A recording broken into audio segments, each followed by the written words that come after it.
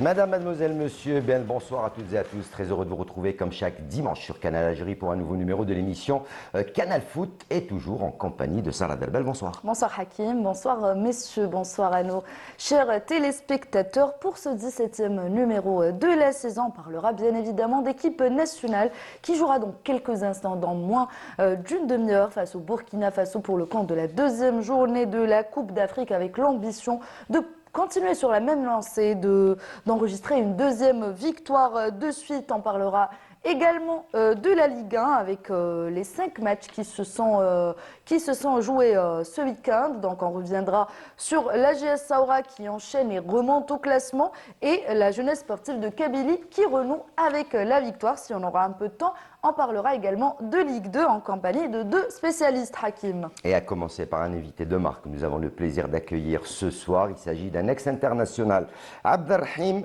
Benjaballah. Pour ceux qui ne connaissent pas, ex-international, il a évolué au Chabab Riyadi de Belouizdad, surtout à l'entente de Sétif, une équipe qui revient très très fort dans le championnat. Marhaba bik, très heureux de vous avoir parmi nous et bienvenue dans l'émission Canal Foot, Abderrahim. Salam alaikum wa rahmatullah. Merci pour l'invitation, ça fait plaisir de vous revoir après 11 ans. Donc je suis très honoré de cette invitation et j'espère qu'on apportera plus d'informations pour les téléspectateurs et téléspectatrices. Et on salue surtout la diaspora algérienne qui est à l'étranger, qui nous regarde souvent, et moi personnellement je regarde souvent Canal Algérie. Donc on leur passe des messages pour dire qu'on est tous derrière l'Algérie et j'espère qu'on va se qualifier aujourd'hui. Vous venez quoi? Moi, j'ai arrêté ma carrière sportive à haut niveau à 36 ans et après j'ai continué à jouer au football jusqu'à 58 ans. Et en même temps, j'étais converti dans le travail, je suis dans la logistique, je travaille dans une entreprise industrielle du côté où j'habite. Donc ça fait 34 ans maintenant que je suis en France et il me reste à peu près 1 an et demi à la retraite. Donc j'essaye de finir pour la retraite, mais je suis très heureux avec mes enfants, la famille, tout ça. Et je leur passe le grand bonjour à mes enfants qui sont en France. Et j'espère qu'ils apprécieront cette émission et qu'ils regarderont. Pas de foot pour vous? Vous jouez toujours au foot de temps en temps peut-être? Oui, pour l'occasion, on a avec une association Araf qui organise des matchs en mémoire de la dernière fois qu'on l'a fait pour Jamal Mened, Allah yarhamou. Et le 11 janvier, on fait un match pour Hanachil, l'ex-président de l'ex-président de la JSK, en sa mémoire. Et ça s'organisait à Tourcoing, à Roubaix, pas loin de Lille. Donc c'est l'association Araf qui organise ça. Et ils ont fait déjà un match pour Mahi aussi de Mascara, Allah yarhamou. Donc à chaque fois, on nous invite et ça nous fait plaisir de rendre hommage à ces gens-là. Également présent avec nous, puisqu'on aura encore le temps de parler avec vous sur votre passion, le football. Également présent avec nous, notre consultant, Morad Tahar, bonsoir. Bonsoir Hakim, bonsoir Et retrouvailles, hein, Sarah, oui. Bonsoir à nos amis téléspectateurs et la bienvenue à Abderrahim. On connaît 2 Benjaballah. Il y a l'aîné et le plus jeune. Vous l'avez déjà affronté, Morad? Oui. À plusieurs reprises. Comme adversaire. J'ai même une photo avec lui. Moi, je ne l'ai pas. Moi, je l'ai. Vous m'avez taclé. Il vous la transmettra. Allez, Sarah, on démarre avec notre première rubrique comme chaque dimanche. Voilà, tout de suite, on va commencer par les nouvelles des Verts. Et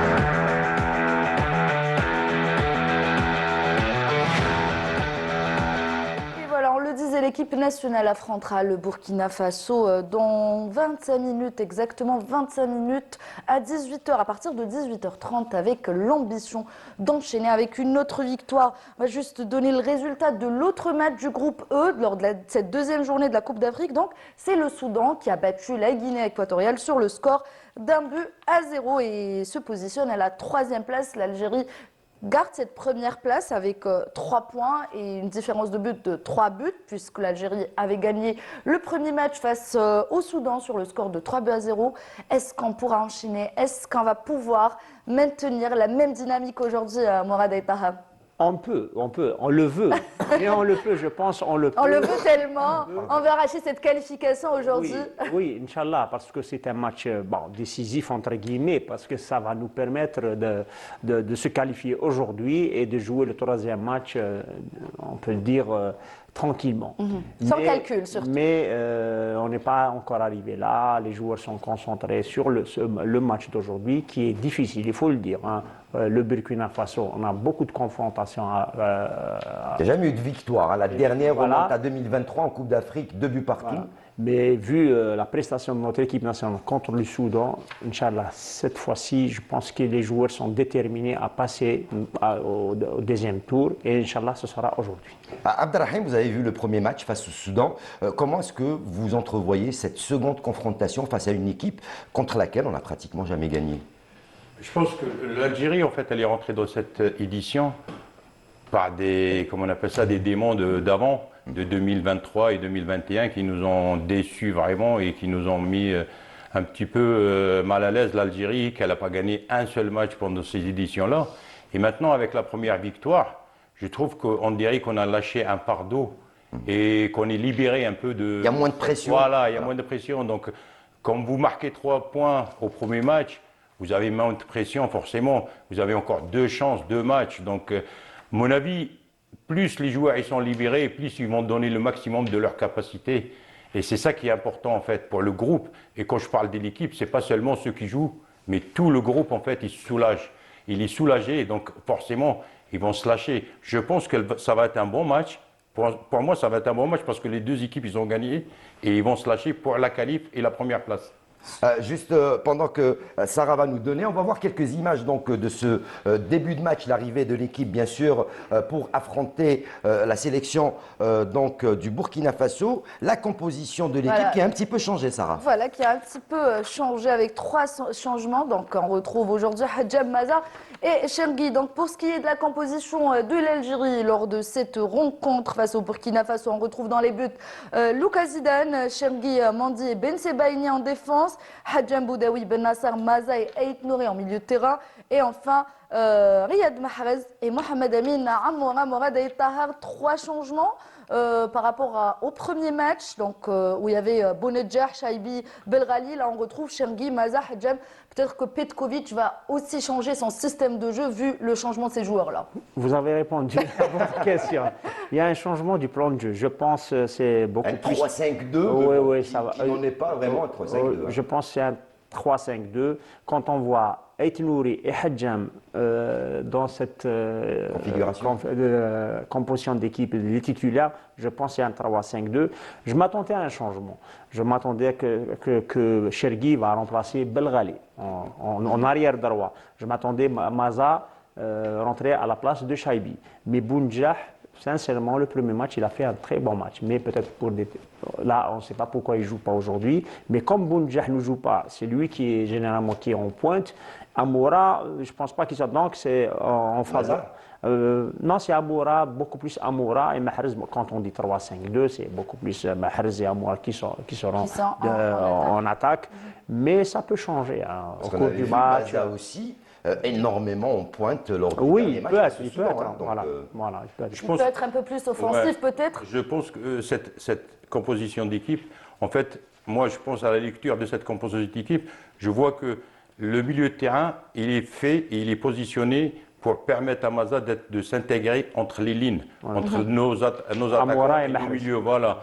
Et ça permet aussi, par rapport à cette composition, qu'Amoura il a plus d'espace. Parce qu'Amoura, il a besoin d'espace, surtout dans le dos des défenseurs. Et je pense que ça lui permettra de faire des appels soit à gauche, soit dans l'axe. Comme Mahrez, il va être plus à droite. Donc je pense que ça va libérer un peu plus Amoura au niveau de nos attaques. Il y a un Ibrahim Maza qui va être un bon passeur. Donc ce qui permet que Hicham Boudaoui, moi je le connais déjà, je le regarde souvent jouer, c'est un box-to-box. Donc lui, il fait les efforts, ce n'est pas un problème. Mais par contre, Ben Nasser, il va être à mon avis une sentinelle devant la défense. Et il ne va pas bouger de là. C'est lui la rampe de lancement de nos attaques. Et Ait Nouri comme Hadjam, ils vont prendre les couloirs et ils vont faire le travail défensif. Et tout ce schéma-là, pour moi, ça permet à Maza de s'exprimer entre les lignes, je pense. L'absence d'un attaquant de pointe attitré, à l'image de Bounedjah, est-ce que c'est pas un petit peu pour tremper éventuellement la défense de l'adversaire? Peut-être c'est pour éviter les duels aériens. Comme physiquement on connaît l'équipe de Burkina Faso, des défenseurs solides, physiques et tout. Peut-être c'est pour éviter les duels aériens. Et on connaît Amoura, on peut voir Ait Nouri, Maza et tout. Pour venir de derrière, surtout Amoura, il a besoin beaucoup d'espace. Il aime les espaces. Peut-être c'est par rapport à ça, ou peut-être autre chose. Mais pour moi, Bounjah, premier match, il a fait un très bon match. C'était lui le passeur de la dernière passe et tout. Pourquoi il n'a pas joué ça, Il a un assist sur le but de Maza, donc. Voilà, donc le but de Maza et le but aussi, le premier but, c'est lui qui a donné en profondeur à Amoura. Amoura pour la il a passe. joué collectif, sincèrement, il lui manquait un but. Mais maintenant, s'il n'a pas joué, peut-être c'est par rapport au plan de jeu, peut-être. Peut-être c'est par rapport, on peut le dire, à son comportement. On a vu quand même Oui, le voilà, comportement ça de va que Bounjah c'est- à la fin de la rencontre. C'est peut-être dû à son comportement. C'est une manière De le au coach sanctionner. de le corriger, de le sanctionner. Petkovic a aussi parlé de. Il a analysé cette rencontre. Il a dit qu'il y aura des changements. Peut-être qu'il a vu que la place de Bounjah, avec ce système de jeu, il n'avait pas sa place. Avec ce système de jeu, il voulait peut-être renforcer un peu plus sa défense. Moi, je voulais parler de Chergui qui remplace, on va dire, qui sera en défense avec Mandi et Ben Sebaini. Comme vous l'avez dit, Ben Nasser jouera le rôle d'un sentinelle. Est-ce que vous pensez qu'aujourd'hui, il y a certaines personnes qui ont critiqué la défense algérienne lors du premier match? Est-ce qu'aujourd'hui, on pourrait avoir une défense quand même solide? Parce que quand je regarde aussi, il faut penser que Ait Nouri, c'est pas non plus un attaquant pur. Donc forcément, c'est un plus milieu, plus défensif. Et il prend le couloir gauche. Donc à mon avis, il va fermer ce couloir-là. Et ça permet à la défense à 3 de récupérer tous les ballons en profondeur. Donc je pense que, pour moi, Bounedjah, ce n'est pas une sanction, pour moi. Et moi, je ne lui en veux pas pour le... Je reviens sur son truc. C'est pas... Je reviens parce qu'en fait, les joueurs, ils sont déçus de leur prestation. Quand il a fait ça, c'est surtout pour lui-même avant. Mais C'était contre sa propre voilà, personne. en fait, après, ça s'est arrangé. Ça, c'est des trucs de vestiaire. On est passés tous par là. Moi, je vous raconte juste une petite... Adissa et mon frère, ils sont faillis battus contre le Canon Yaoundé à cause d'une action comme ça. C'est moi qui les ai séparés. Mais ça ne veut pas dire qu'après, dans les vestiaires, on est comme des frères. Donc, en fait, il ne faut pas Et d'ailleurs, exagérer. excusez-moi, on les a Faut pas vus, exagérer, hein. voilà. Bien sûr, bien sûr. Laissez, ça, c'est des trucs qui se règlent en vestiaire et qui se règlent entre l'entraîneur. Et moi, pour moi, ce n'est pas une sanction. C'est le Petrovic, système de jeu. il a lu le jeu de Burkina Faso. Donc, quand il met une composition, c'est qu'il a raison quelque part pour le jeu. C'est juste pour répondre à la question de Sarah sur le plan défensif, mais quand on a un 3-5-2, c'est quand on défend, on va défendre avec 5 Voilà. défenseurs. Exactement. On va défendre avec Mondi Ben Sebaini, Nouri. Hadjan, Chergui et Ait Nouri. Voilà. Donc on va se défendre Il a à renforcé 5. sa défense, Voilà. c'est ça. Alors justement, au vu de l'effectif aligné par le coach Vladimir Petkovic, quelles vont être les clés face à cette équipe qu'on connaît que trop bien? Donc cette équipe, on la connaît, on a eu le temps de la visionner, on a eu le temps de jouer contre elle. Quelles vont être les clés afin de pouvoir débloquer la situation, sachant que nous sommes pratiquement à la même position, 3 points. Et ce soir, il va falloir se démarquer et tenter d'aller décrocher ce billet pour les 8e de finale et pour le prochain tour avant la 3e journée. Messieurs, je commence par vous, Aïtar. Ce match, si on aura beaucoup de duels, ça va être difficile parce qu'on connaît. Il faut les éviter. Donc Il faut les éviter. C'est la passe des attaques soit rapides, des transitions défensives très rapides, vu qu'on a Amoura, qu'on a Maza et qu'on a aussi Chergui qui peut monter. descendre, ouais. Mais si on joue en attaque placée, ça va être un peu difficile. J'ai vu le match Burkina Faso contre la Guinée équatoriale. Ils reviennent bien. Ils ont une bonne ligne d'attaque. Donc si on joue notre jeu en triangle rapide, je pense qu'on peut facilement, trouver la faille, les surprendre. Mais si on joue en attaque placée où les balles aériennes, d'ailleurs Bounjah n'est pas là, c'est par rapport à ça. Voilà. Donc c'est pour éviter les balles. Donc jouer dans les espaces à 2, à 3 et surtout Amoura du côté. Bon, aujourd'hui, il n'y aura pas seulement le côté droit, il y aura beaucoup plus le côté droit et bien sûr en profondeur. Et n'oublions pas, Chergui aussi, il fait des appels de l'autre côté. Il y a également Boudaoui qui a l'habitude de Box to faire box. des exceptions. Box to box. Voilà, Boudaoui, qui monte et, Non, mais je pense que par rapport à la composition d'équipe, si vous remarquez, c'est tous des joueurs de ballon qu'il a mis au milieu. Voilà, des joueurs de C'est pas ballon. des joueurs de duel, comme on dit, d'aller à la tête. Et l'Algérie, elle va éviter de jouer lent. Forcément, si elle joue lent, ça sera en contre-attaque pour Amoura, c'est tout.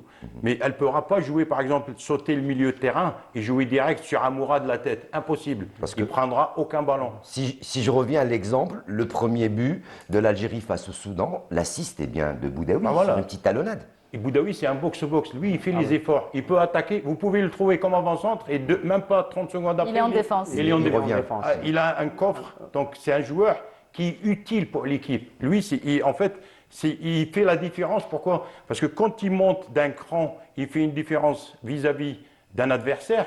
Vous avez le surnombre. Donc, il va créer quelque chose. Et si, par exemple, vous restez avec deux milieux défensifs qui sont stop, ils ne bougent pas, là, vous aurez moins d'action. Donc forcément, il vous faut quelqu'un comme ça qui fait du box-au-box, qui monte et descend, il fait les efforts. Par contre, Benasser, c'est un joueur de ballon. Et ça, je pense que les 5 qu'il a mis au milieu de terrain, Joue au ballon. pour moi, ça va se transformer en 3-4-3. Pas sur la longueur, mais Maza, il va s'intercaler au milieu. Il va jouer en vrai numéro 10. Pratiquement numéro 10. Vous allez voir, il va jouer en vrai numéro 10 parce que lui, c'est ce qu'il aime. À Leverkusen, c'est ce qu'il fait. Il sort pour avoir les ballons entre les défenseurs. Et là, après, c'est lui le rampe de lancement pour Amoura et Mahrez. Lors de la conférence de presse, Oui. Morad, Petkovic avait dit que ce match serait le plus difficile de ces 3 matchs. Donc est-ce que vous êtes d'accord et quelles sont les qualités de cette équipe adverse aujourd'hui? C'est la ligne d'attaque. La ligne d'attaque avec Kaboré, Traoré et Ouattara, une bonne ligne d'attaque. On a vu le match contre la Guinée équatoriale. Ils C'est sont vrai 4-3-3, alors on rappellera, ils seront qu'ils 4-3-3. ont joué, disons, pendant le match, c'est des attaques placées, Burkina Faso qui a dominé, mais dès qu'ils ont été menés, bon, c'est vrai que la Guinée équatoriale était à 10, mais sincèrement, j'ai vu les attaquants de Burkina Faso, une puissance, une explosivité très très importante. Oui. Là, il faut faire. Ah ouais. Vous m'avez posé la question, les clés de notre jeu, comment on va les surprendre, comment on va marquer, mais il ne faut pas oublier, il faut défendre. Donc de ce côté-là, c'est pour ça que moi je pense défendre à 5, c'est une des clés pour éviter que Burkina Faso nous marque des buts. L'une des clés, c'est de défendre et peut-être aussi inscrire dès le début de cette rencontre, inscrire des buts, essayer de trouver la faille. Défendre, je suis d'accord avec lui, sur la défense. Il faut dire aussi que dans le football moderne aujourd'hui, quand vous avez des joueurs de ballon qui tiennent le ballon, vous n'êtes pas en danger. Donc si techniquement, ils sont habiles, ils font les bonnes passes, ils ne perdent pas beaucoup de ballons, là, vous n'êtes pas en danger. Donc c'est vous qui vous allez créer. Et la meilleure défense, comme il dit Guardiola, c'est de garder le ballon, c'est la possession. Maintenant, ça va être une bataille de milieu de terrain. Je le vois comme ça, moi. Donc si c'est une bataille de milieu de terrain, moi je fais confiance à nos joueurs, ils sont très très bons au ballon. Ils sont techniquement au-dessus de... Après, il faut éviter de nous prendre dans le dos. Ça, je suis d'accord. Mais comme Ait Nouri et Hachem, ils peuvent fermer les couloirs, donc vos 3, ils ne vont pas être écartés. Ils vont être plus serrés dans l'axe. Donc vous allez avoir 3 défenseurs dans l'axe, mais vraiment dans l'axe. Ils ne prennent pas les couloirs. À mon avis, c'est Ait Nouri et Hachem qui vont fermer ces couloirs-là défensivement. Alors quand on voit également ce qu'il y a sur le banc des remplaçants, Tougaï, Zinedine Belaïd, Ramzi Zerouki, Abdelli, Bagdad Bounedjah, Anis Hadj Moussa, également qui a fait une très bonne entrée, mais également Boulbina, Belghali, Kebay, mais également Bekrar, des joueurs qui peuvent eux aussi éventuellement faire la différence par leur jeu, leur rapidité et leur percussion surtout, parce que ce sont tous des joueurs qui vont de l'avant. C'est pas des joueurs qui aiment garder trop. Des fois, ils veulent garder trop le ballon, mais ils peuvent des fois faire la différence face à une équipe qui, elle, va certainement jouer un petit peu à l'anglaise, des balles longues, pour tenter d'aller tromper la vigilance de la défense algérienne. Oui, il faut le dire. Hein. Vous avez cité Hadj Moussa, c'est quelqu'un en 1 contre 1, il est très très très fort, il a des qualités et tout. Mais il faut le dire, maintenant on a l'équipe type et suivant le score, suivant l'évolution du match, il va y avoir des changements. Là, ça va être des changements pour soit marquer, encore marquer, ou peut-être égaliser, ou peut-être essayer de défendre, disons, un score. Donc, c'est vrai qu'on a un banc vraiment riche, mais disons, c'est les 11 rentrants. Mais Hakim, il ne faut pas qu'on oublie, il y a Zougarana Mohamed Zougarana, ouais, du côté, c'est Burkina lui qui Faso. connaît bien le Tu vois, football tu me le dis. algérien. Ils l'ont mis côté gauche. Il joue au Mouloudia, je crois. Il joue au Il joue au Mouloudia. Mouloudia, Voilà, voilà. Donc, Mouloudia. c'est un des joueurs. On a parlé à peu près de la défense, de l'attaque, du milieu de terrain. Pour ce qui est du gardien de but, Zidane qui a assuré sa première lors du premier match. Donc, est-ce qu'il a gagné? Est-ce qu'on va dire qu'il a gagné en confiance? Il va aborder ce match avec plus de confiance? Pour moi, un joueur de football ne gagne jamais sa place. Vous êtes toujours sur la sellette. Pour moi, c'est comme ça. Parce que vous devez faire toujours plus pour garder votre place. Donc, vous n'êtes jamais sûr et certain de jouer le prochain match. La preuve, aujourd'hui, on a 3 changements. Et moi, je dis une équipe nationale, ce n'est pas un club. Une équipe nationale, c'est 28 joueurs. Et 28 joueurs capables de jouer titulaire. Ils sont tous concernés. Voilà. Donc, en fait, quand ils sont tous concernés, dans une bonne ambiance et dans le respect de la concurrence, là, automatiquement, vous avez un groupe fort. Et je dis les gens qui nous écoutent, je me rappelle qu'il y a beaucoup de clubs qui ont gagné une Coupe d'Afrique ou une Coupe du Monde avec les remplaçants, pas avec les titulaires au départ. Moi, j'ai vu des Coupes du Monde où les remplaçants qui ne devaient même pas jouer, c'est eux qui ont ramené une Coupe du Monde ou une Coupe d'Afrique. Parce que l'apport du bon, l'apport des remplaçants, comme on dit les remplaçants. La grinta qu'ils ont quand on est intégré. Donc en fait, quand vous faites rentrer quelqu'un après 60 minutes de jeu et qu'il est frais. On l'a vu avec Maza lors du premier match. Vous avez tout de suite. Et on a des joueurs de qualité sur le banc. Moi, je dis, ils jouent tous dans les grands clubs, ils ont une expérience. Il y en a même qui jouent de la Ligue des Champions, ils sont sur le banc. Donc vous avez quand même de la qualité. Après, c'est 28 joueurs et 28 joueurs pour une mission. Point à la ligne. Pour moi, il n'y a pas de titulaire. Sincèrement, il n'y a pas de titulaire. Parce que personne n'est sûr de jouer toute la Coupe d'Afrique. Impossible. Bounedjah, il est sorti, c'est par rapport à un système de jeu, par rapport à une tactique de jeu, par rapport à un choix de. C'est pas on ne pénalise pas quelqu'un parce qu'on l'a mis sur le banc, parce qu'on aura besoin de lui peut-être. Et il va peut-être nous ramener la victoire. Qu'est-ce que vous savez? Sur un coup de pied arrêté, il peut nous ramener une victoire. On l'avait vu lors du Coupe d'Afrique de 202019. Le seul but qu'il avait marqué, c'était le but de la victoire qui a permis à l'Algérie de décrocher sa deuxième Coupe d'Afrique. C'est pour ça que Hakim, c'est pour dire, il y a le plan de jeu du joueur. Il y a l'adversaire, le profil de l'adversaire. Tu peux avoir notre adversaire, peut-être ce sera une autre équipe. Si peut-être on va jouer, on joue aujourd'hui avec Guinée équatoriale, peut-être ce sera une autre équipe.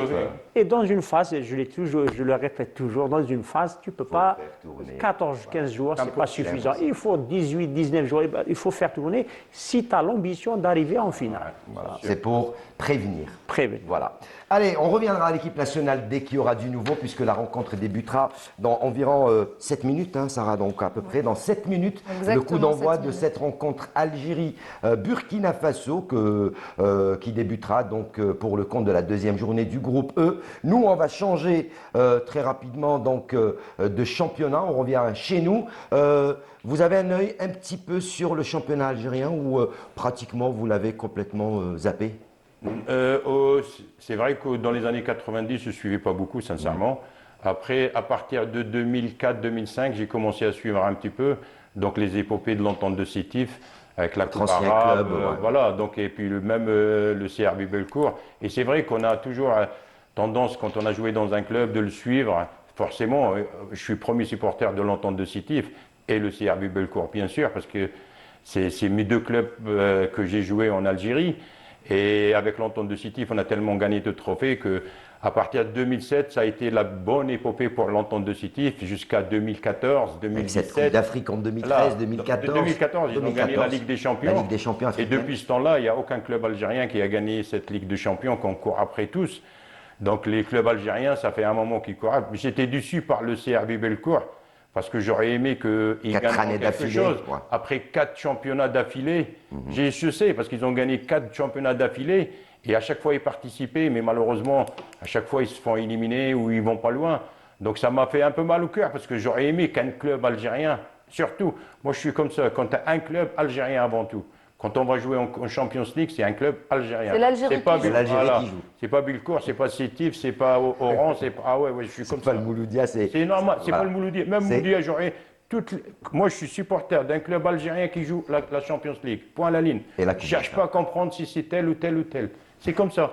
Allez, on va parler de Ligue 1, vous l'avez compris, le championnat d'Algérie, ce sera juste après le jingle.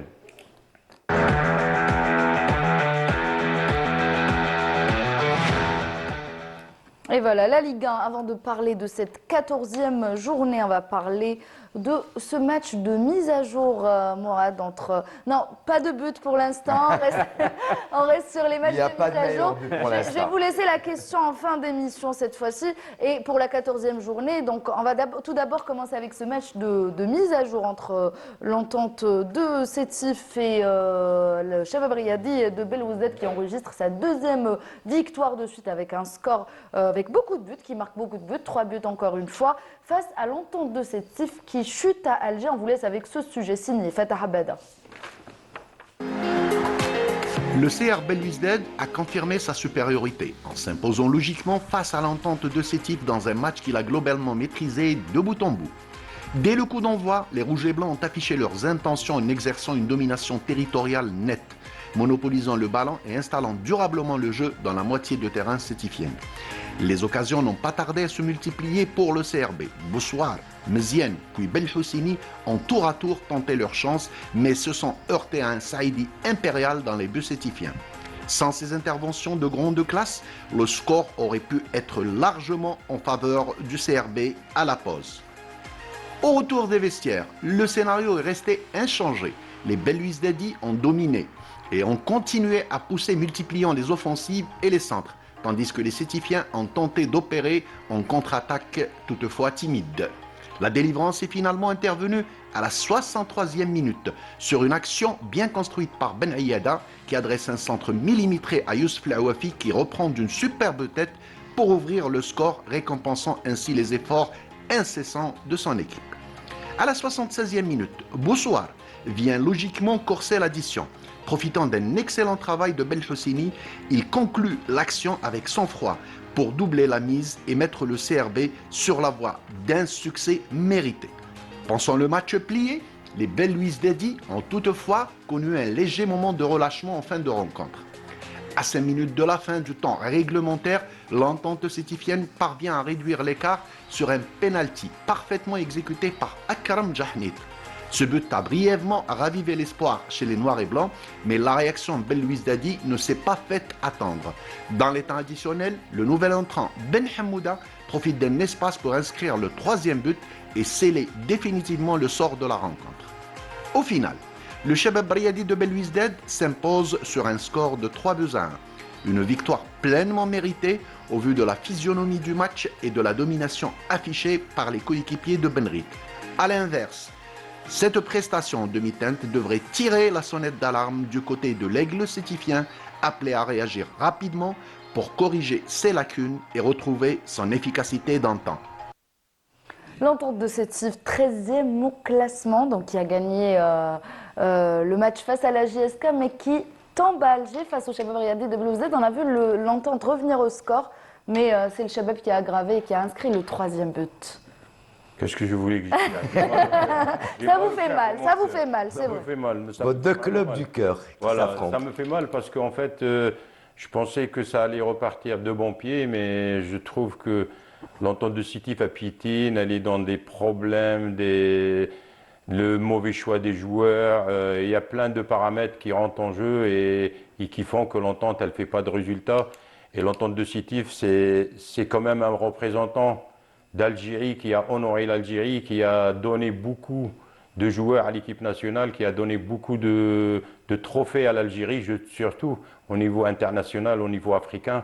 Donc ça me fait mal au cœur forcément, mais j'espère de tout cœur qu'ils vont remédier à cette situation et qu'ils prendront peut-être quelques joueurs pour le mercato pour dire de s'en sortir, parce que je vois que j'ai suivi l'entente, parce que là ils sont à la limite de la place de relégable, donc c'est pas la place de l'entente de Sétif avec tout son palmarès et tout son aura et tout son public surtout qui demande beaucoup de changements, et j'espère que les dirigeants écouteront, Maintenant, le championnat, il a commencé. On peut toujours rectifier au mois de janvier.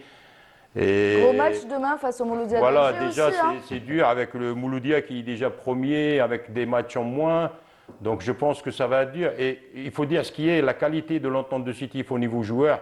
Ce n'est pas la valeur exacte pour jouer ce championnat-là et, disons, disputer le championnat avec les El Mouloudia, avec les USMA, avec les CRB et autres. Même le JSK, c'est dans le même cas aussi. Malheureusement, c'est deux clubs phares de l'Algérie qui piétinent un peu dans le classement et dans les résultats. J'espère que ça va se remédier. Et nous, on sera heureux parce qu'en fait, ça va remonter le niveau de la Ligue 1. Le Shabab Riadi de Belouizdad qui enchaîne une deuxième victoire, qui remonte petit à petit au classement général, 7e au classement, mais surtout qui marque beaucoup de buts, une efficacité offensive, 6 buts en 2 matchs, Morad. Oui, on a vu le match contre Arbou mené à deux reprises et chaque fois ils égalisent et ils marquent un troisième but. Et cette fois-ci, contre l'entente de Sétif, mène 2-0, réduction du score de Sétif, ils marquent un troisième but. Et Belcourt, sincèrement, ils ont un bon effectif. Il faut le dire, et c'est surtout une bonne ligne d'attaque.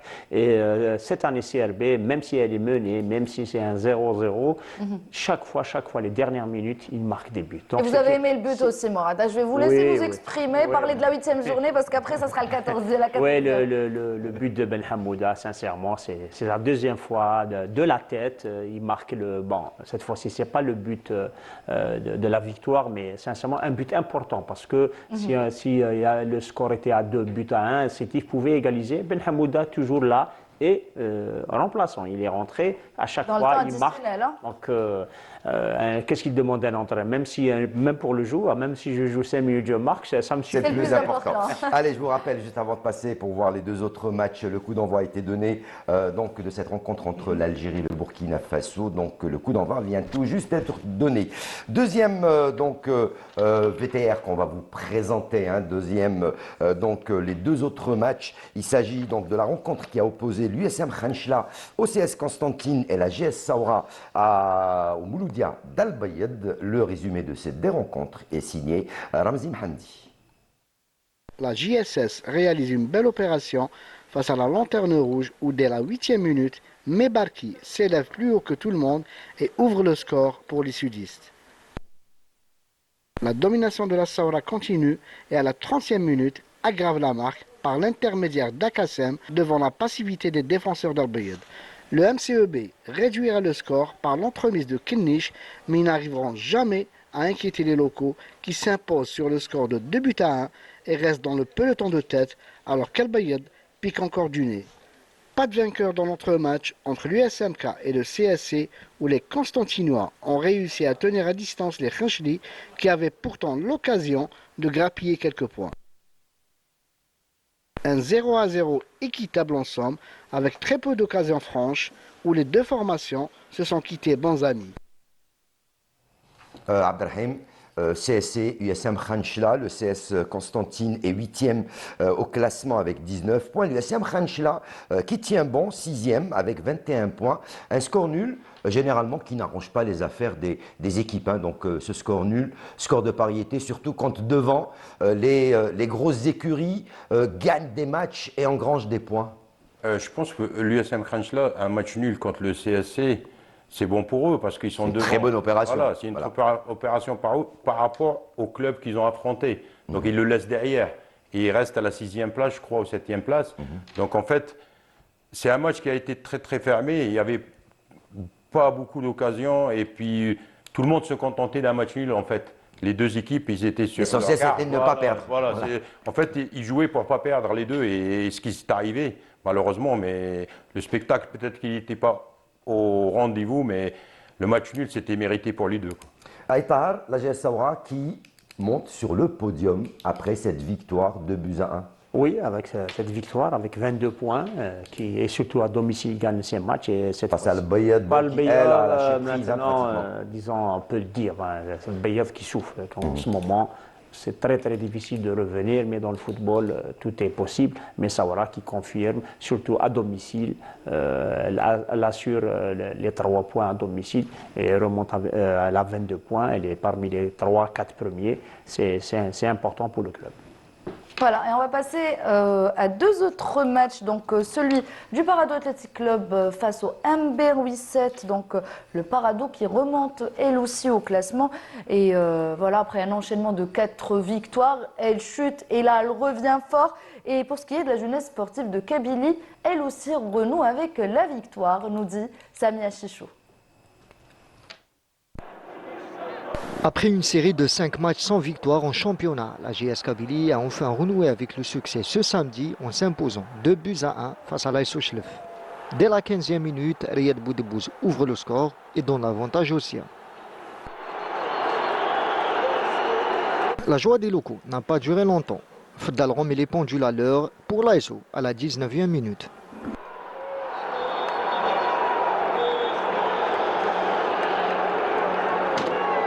Après la pause, les jaunes et verts se sont finalement imposés suite à un deuxième but signé Messaoudi à la 51e minute. Cette victoire permettra à la JS Kabylie de grimper à la 9e place du classement général avec 18 points. Dans le second match de cette journée, le Parado AC s'est contenté d'un seul but face au MB Ruisset. Il n'aura fallu que 10 minutes à Kermiche pour trouver le chemin défilé et donner l'avantage aux paquistes.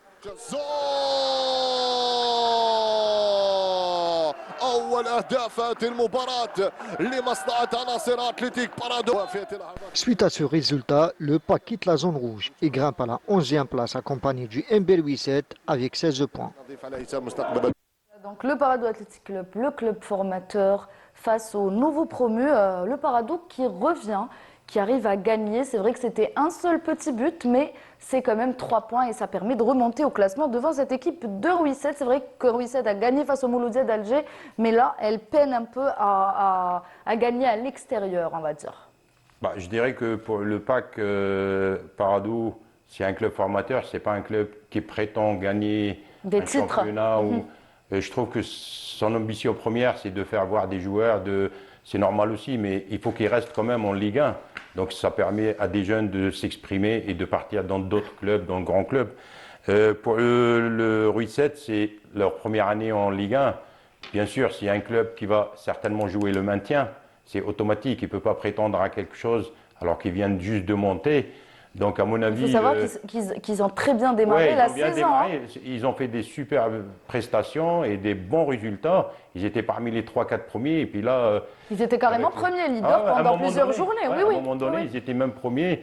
Après, vous savez, sur la langue, l'expérience des autres clubs, le Mouloudia, le CRB, et ceux qui sont enchaînement des matchs. Ouais. À part le JSK et l'entente de Sitif qui sont à la traîne. Après, il y a eu aussi beaucoup de problèmes, n'est-ce pas, Morad, au sein du club. Le départ de Amarani qui a beaucoup impacté sur le rendement de cette équipe-là. Je pense aussi, mais en fait, pour moi, le PAC, c'est un club que j'aime bien parce qu'en fait, ils travaillent avec beaucoup de jeunes et chaque année, ils nous sortent 1 ou 2 joueurs. C'est déjà pas mal qui partent soit à l'étranger ou soit dans des grands clubs de notre Ligue 1 qui vont permettre à d'autres clubs de jouer la Ligue des Champions ou autre chose.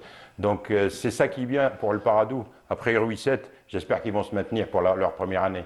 Et qui partent aussi en équipe nationale. Voilà. Alors, le deuxième match, Morad, celui qui a opposé la jeunesse sportive de Kabylie à l'AS Ochlef, 2-1 pour la JSK. Après 3 matchs sans aucune victoire, la jeunesse sportive de Kabylie renoue avec la victoire. 2 buts, signés Boudebouz, Messaoudi.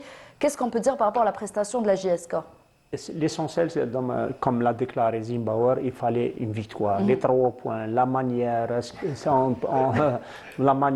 importe. Le compte n'est pas. L'essentiel, c'est les 3 points pour arrêter cette succession de Cette hémorragie, on va Ça a dire. été fait. L'hémorragie, ça a été fait. Maintenant, c'est la suite. Mais moi, je suis confiant pour la JSK. Elle a un potentiel, un bon groupe. Maintenant, jouer le podium, les premières places. Peut-être pas encore, mais remonter au classement avec les matchs de retard, moi je pense que la JSK peut revenir peut-être 4e, 5e, vu qu'elle a encore un match de retard, un classico avec le Mouloudia. Cette équipe de Schlef qui va mal, qui enchaîne les mauvais résultats depuis un moment aussi. Mouloudia, après sa victoire contre le MCO, la dernière journée. C'était la seule victoire, sinon c'était un enchaînement de défaites. On s'est dit, Schlef, qui a gagné le MCO à domicile. C'est une bouffée d'oxygène, mais cette fois-ci avec la JSK, elle a perdu. Donc encore le doute, encore ça c'est difficile à gérer, sincèrement difficile à gérer. Et pour revenir à la JSK, moi l'essentiel c'était les 3 points, chasser le doute et revenir. Et moi je suis sûr que la JSK va revenir sur disons des victoires et de bons résultats et remonter au classement. Le match qui retenait toute l'attention lors de cette 14e journée, c'est cette confrontation entre deux équipes qui jouent le haut du classement. L'USMA d'Alger qui se déplaçait chez l'Olympique d'Arbou du côté du stade de l'Unité maghrébine. Le résumé de cette rencontre, il est signé Mohamed Haouchine, mais également avec Mourad Tahar qui assistait également avec lui à cette rencontre. En tous les cas, pour une belle, certainement, alors qu'il fait beau, après une semaine d'intempéries sur le stade de l'Unité maghrébine de Béjaïa, il fait beau, un temps idéal pour le football et une très très belle affiche. Attention, beaucoup de marquage, attention, c'est parti au niveau du point de pénalty, ça dégage, balle reprise comme elle vient à côté. Puis il a sorti la tête de l'eau Bencheikh et voilà certainement qu'il a dû payer les frais de la dernière défaite. Attention, cette incursion, ouverture, le poteau, incroyable sur cette balle. Quelle occasion ratée de la part de Zamong, le numéro 10, celui qui a marqué le premier but contre le Serbie. Il va repiquer vers le centre, c'est un bon coup à jouer avec ce centre du gauche comme elle vient. De Khaldi. Attention, le coup franc joué est assez court. Attention au centre. Il est dévié. Attention à droite. Reprise de tête. Et quelle parade de Sophie! Mais quelle parade spectaculaire de Sophie qui a véritablement annulé une boîte de but. C'est là que siffle la fin de la première mi-temps du Cap Sudar. Une première mi-temps assez moyen-disant mais assez agréable à suivre. Et c'est retour donc au stade de l'Unité maghrébine pour cette deuxième mi-temps de cette belle affiche comptant pour la 14e journée du championnat professionnel de Ligue 1. Benchira qui réfléchit sur la suite.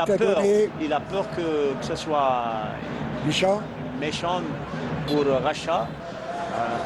Je pense qu'il y a alors attention, il y a un bon coup à jouer pour l'Olympique d'Arbou. Il arrive à projeter le ballon. Attention, Adadi dans ses œuvres, il va le préver et ça va être le but. Oui. Ouverture du score incroyable de la part de Sedili, je crois. C'est pour position d'hors-jeu. Avant. Bien botté par. Ah non, c'est la sortie. Elle est bien sortie. Jonathan Mania. Le balle qui revient, attention, un bon coup joue pour l'Ismaël là-bas côté droit, attention, centre de la tête. Très belle égalisation. Une tête plongeante incroyable de la part de Khaldi. Oh, que c'était bien joué. Je pense que c'est Ardouani qui a centré patte droite. C'est Racha, je pense que c'est Racha. Si je ne me trompe pas, c'est Racha qui fait un très bon travail du côté droit.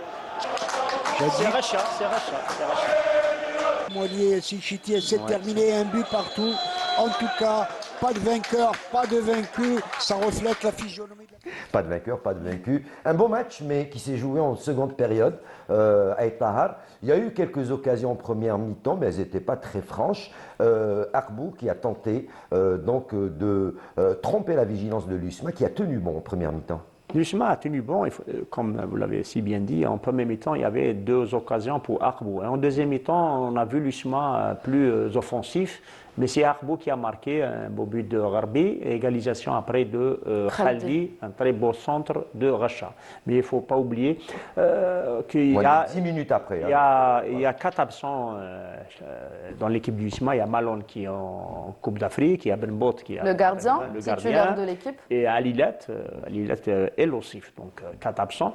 L'USMA, c'est vrai qu'elle a gagné un point, mais elle pouvait ramener les 3 points si elle avait osé, oser un peu, surtout en deuxième mi-temps plus. Mais Arbou, aussi très prudente dans son jeu, elle a marqué le but, mais elle est restée sur le même rythme. Il n'y a pas eu de changement de rythme, il n'y a pas eu de changement pour essayer d'égaliser. Bon, le match s'est terminé nul, équitable, je pense, pour les deux équipes.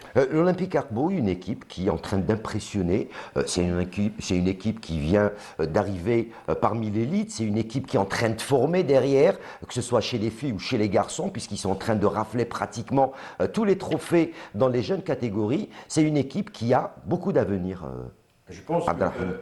que l'année dernière, ils étaient déjà en Ligue 1. Oui, ils étaient en Ligue 1. Donc, en fait, le travail qu'ils ont fait, à mon avis, c'est un travail de la base.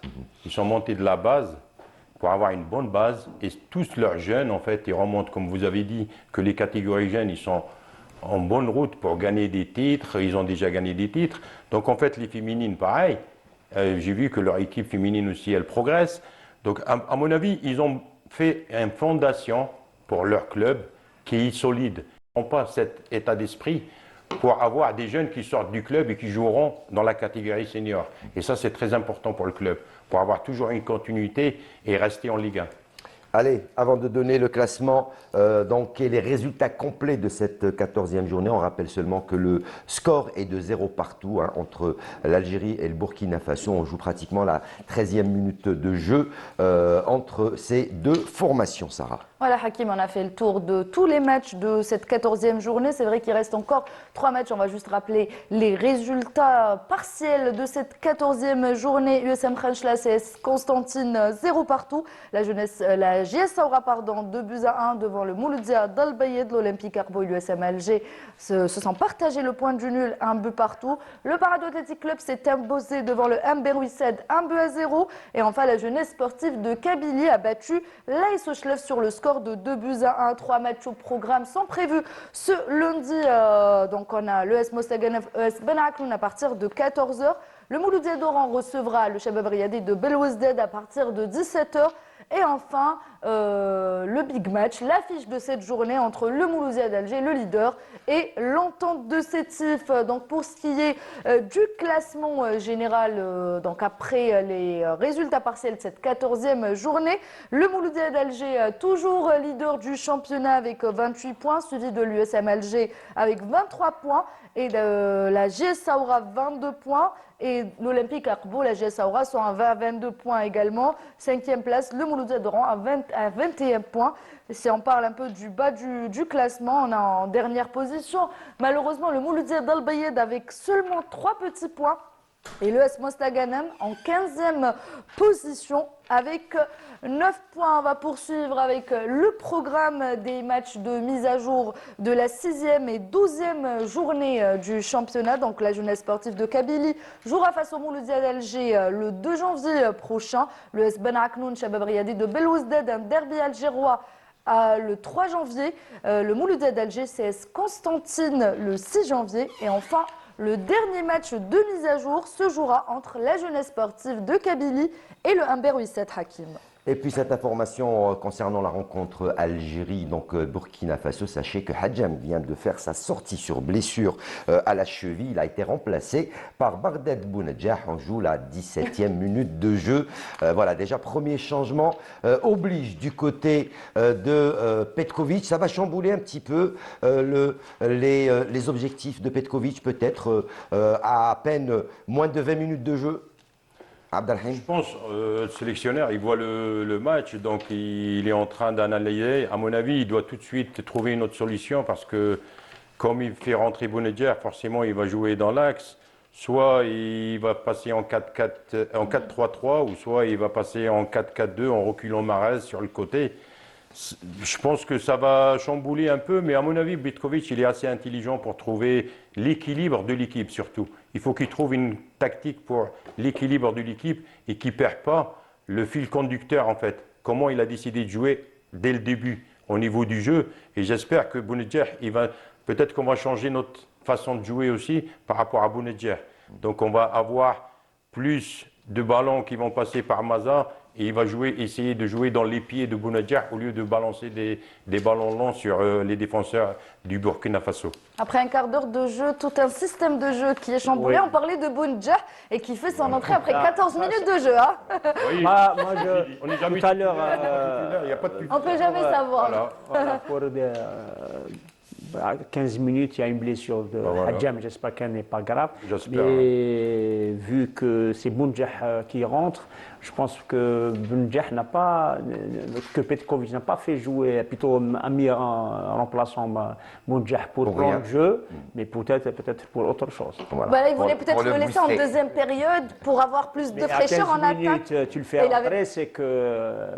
Là, il n'avait pas trop le Parce choix. que s'il voulait garder le plan de jeu, il aurait fait rentrer un autre défenseur. Voilà. Là, il fait rentrer Bounjah. Un changement poste par poste, mais là, il a fait rentrer un Peut-être attaquant. qu'il va changer son plan de jeu. Certainement. Allez, Sarah, il va nous rester le temps pour aller faire un petit tour sur les buts de cette 14e journée. Voilà, 9 buts lors de cette 14e journée. Si je ne me trompe pas, il y a Morad pour me corriger. En tout cas, lui, il suit très très bien les buts de Surtout chaque les journée. plus beaux buts. Surtout les plus beaux buts, voilà. Donc 9 buts en 5 matchs seulement, puisqu'il y a encore 3 matchs et un big match demain entre le Mouloudia d'Alger et l'Entente de Sétif. On vous laisse avec ces buts de la 14e journée. On reviendra avec Morad pour qu'il choisisse le meilleur.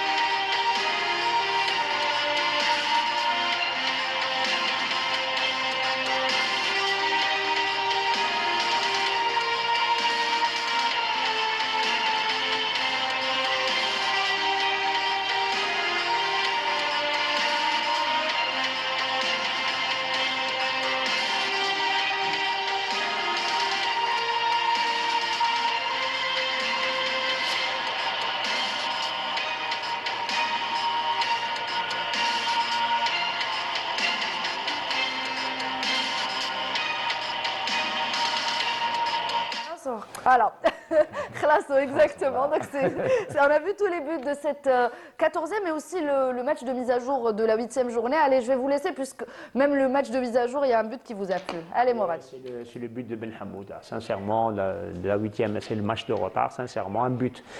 Moi, sincèrement, j'aime bien les beaux buts, mais les buts importants. C'est-à-dire l'égalisation ou les buts de la victoire. Lui, c'est le 3e but parce qu'il y avait un doute. Sincèrement, le but de Ben Hamouda, il est... 14e journée 14e journée, j'hésite entre le but de Boudebouz et le but de Khaldi. Sincèrement, même Khaldi, de la tête, croisé, très bon centre de rachat. Et Boudebouz aussi, un contrôle et beau but. Moi, je pense que, disons, c'est égalité. Abdelrahim Ben Jabla, vous avez vu à peu près tous les buts aussi. Vous choisissez lequel? Tous les buts Celui sont de importants. Boudebouz. Vous avez parlé Pour du moi. contrôle. Voilà. Ouais. En fait, le contrôle, il fait la différence. C'est pour ça qu'on dit le contrôle, c'est 50% du football. Voilà. Quand vous avez un bon contrôle, que le ballon il reste dans vos pieds, donc vous avez déjà gagné une demi-seconde sur le défenseur que vous pouvez la mettre où vous voulez. Et ça, c'est très important. Si vous avez fait un contrôle à 1 mètre ou à 50 cm, vous avez perdu le ballon. Donc pour moi, Boudebouz, c'est sur le contrôle et l'enchaînement direct dans la lucarne, c'était pas mal. Voilà, on a fait le tour, je crois, de la 14e journée, de tous les buts. Cette fois-ci, on vous a laissé le choix, revoir les buts. Allez, messieurs, 22e minute de jeu du match Algérie-Burkina Faso. Ouverture du score pour l'Algérie sur penalty, signé le capitaine Riyad Mahrez. Capitano. Alors, votre avis sur une faute, penalty pour l'Algérie après 22 minutes de jeu, c'est de bon augure. j'espère qu'on a eu le penalty, un penalty valable, parce que nous, on ne veut pas des penaltys offerts. Non, non, c'est un penalty valable, il y a eu faute. Nous, donc, on ne veut pas des penaltys offerts. non, non, il n'y a pas eu. Il n'est pas offert, il est valable. Oui, voilà, donc j'espère, parce que j'aime pas qu'on prend un penalty qui n'est pas valable et qu'on commence à commenter ça. On gagne avec honneur, on ne gagne pas avec tricherie. Alors c'est dommage, on n'a Voilà. pas l'image, on aurait pu revoir un petit peu Ouais. la faute Voilà. sur la VAR, mais on reste sur. Non, donc, du moment que c'est un penalty, donc ça ouvre. Et à mon avis, pour l'AJG, c'est très bon parce que maintenant, ça va s'ouvrir le jeu et ça va être un peu plus l'Algérie qui va jouer à l'aise. Donc, il vaut mieux être en avance qu'en retard. Et voilà donc pour l'instant, on va se quitter sur ce score d'1-0 en profit et en faveur de l'Algérie face au Burkina Faso pour le compte de la deuxième journée du groupe E. But inscrit à la 23e minute de jeu sur penalty par Riyad Mahrez. Un dernier mot très rapidement avant de nous quitter. Abdelrahim, Benjaballah, merci d'avoir été avec nous. Merci à vous pour l'invitation. Ça fait plaisir de vous revoir. Et je ne viens pas souvent en Algérie, donc je viens une fois ou deux fois par an pour une dizaine de jours. C'est un plaisir de vous par-ci, revoir, par-là. donc, de vous recevoir Donc, quand vous êtes là. Je passe le bonjour à mes enfants qui sont en France. Je passe le bonjour à tous les amis que j'ai en France et à toute la diaspora en Algérie et en France. Merci beaucoup, Aïtahar, merci. Merci, Hakim. Sarah, merci. Merci Hakim, on à espère vous. fêter la qualification de l'Algérie ce soir. Inch'Allah. Allez, merci à toute l'équipe de la Régie 7 qui était avec nous. À leur tête, notre réalisateur Hassan Chakour, Radia Chabiya et puis, bien sûr, Mokhtar Hammani, notre rédacteur en chef. Merci à vous de nous avoir suivis. Dans quelques instants, le journal d'information avec Sarah Chérif. Prochain rendez-vous sport sur Canal 52 chrono. Demain, à partir de 18h. Ciao, bonsoir.